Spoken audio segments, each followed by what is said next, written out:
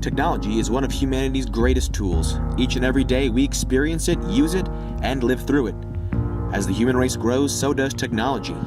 We have seen immense advancements over the last century, and the growth is not slowing down. With each passing day, we bring ourselves closer to the future. Yet, how do we know what technology could be like in a couple of decades? How would it affect the way human society functions and interacts? There is no definite way of telling what the future has in store, but there are things we can turn our eye to that will expose the imaginative future of human creations. Cinema has claimed for itself to be the main fantastical experience among the human race. Science fiction films, in particular, have portrayed visions of future civilizations with hundreds of entries. Films of the past predicted technology we have today, such as intelligent AI like Siri, foretold by the movie 2001: A Space Odyssey, or war games that predicted cyber hacking. Why not say that science fiction films today may be predicting the future technological advancements just like these? Well, the answer is, it just might be. So let's take a look into what film has set up for the future of the human race. Medicine today is very, very impressive. We have vaccines, MRI systems, and laser technology that helps us to understand and heal the human body. But how could the future of medicine impact the way society functions more so than it does today? At the pinnacle of medical technology, we have machines that cure all diseases, regenerate missing body parts, and keep us from aging. The film Elysium, set in the near future, pits the citizens of the overpopulated and polluted Earth against the wealthy and powerful citizens orbiting the planet in an artificial paradise. Citizens on Elysium experience all the benefits of medical technology previously mentioned, as well as isolation from their diseased brethren down on planet Earth.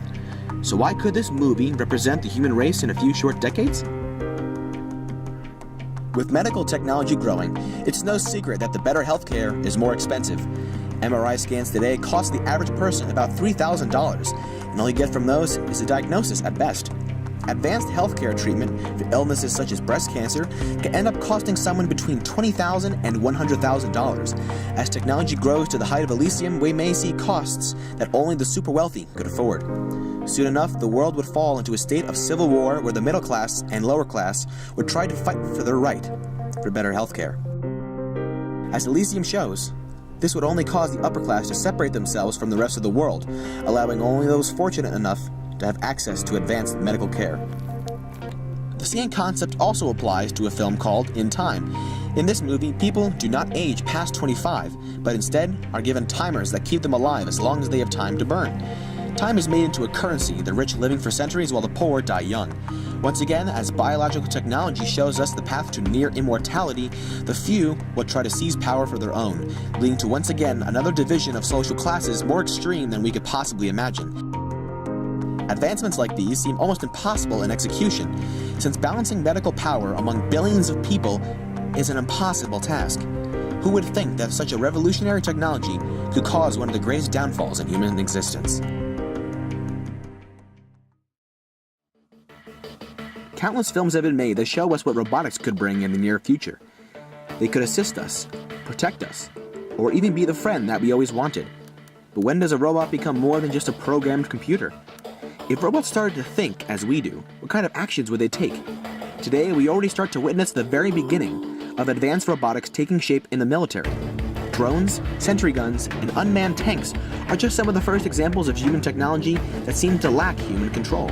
While most of these military machines still do function with remote control, the operating systems built into them are still in the hands of the computer. Soon enough, we might just see them act out on their own without guidance from human pilots. Supercomputers and robots have had their fair share of self-awareness in popular movies such as Terminator, X-Men: Days of Future Past, and even the upcoming Avengers title. While these titles are not the only ones, they all share a similar image of sentient robotics. As people begin to create computer systems that come closer to human intelligence, we would see a harsh change in the way that they think about the natural world.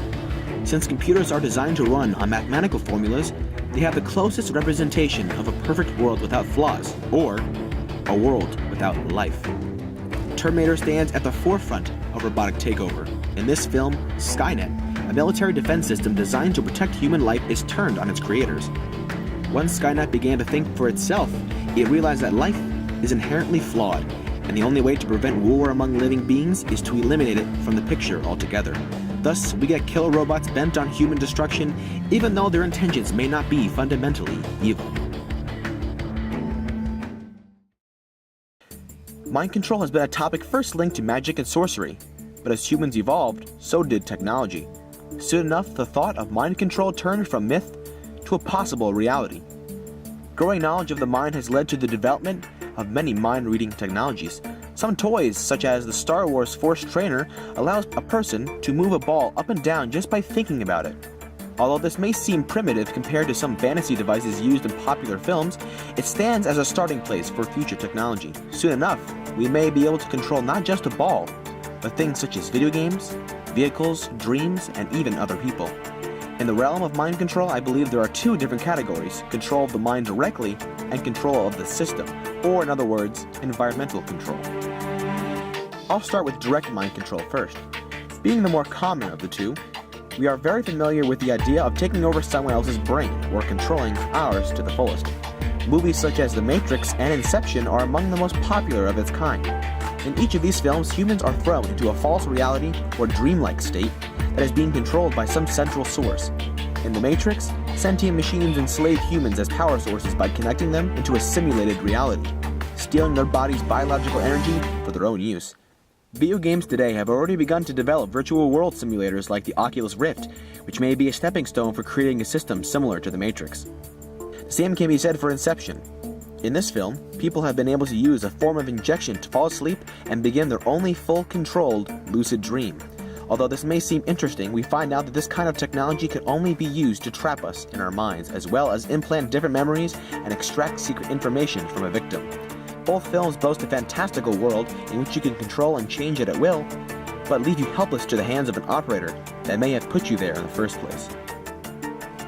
The second mind control technology is one that strays away from direct control of the brain, and instead controls the actual reality you're living in. The Truman Show, starring Jim Carrey, was a comedic science fiction movie that became one of the most interesting dystopia films of its time.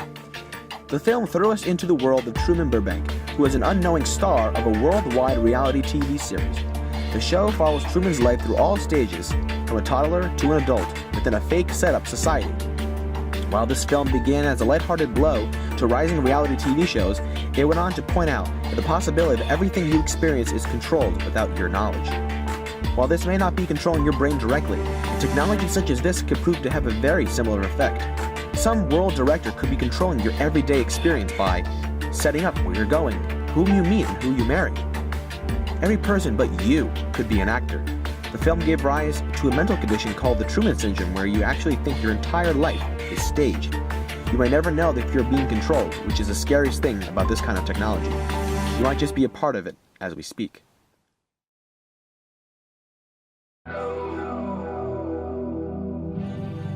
Even though you may think that going to the movie theater might be the only way to experience futures like these, you have to wonder how people witnessing the first science fiction film might have felt. Did they really think space travel would be possible?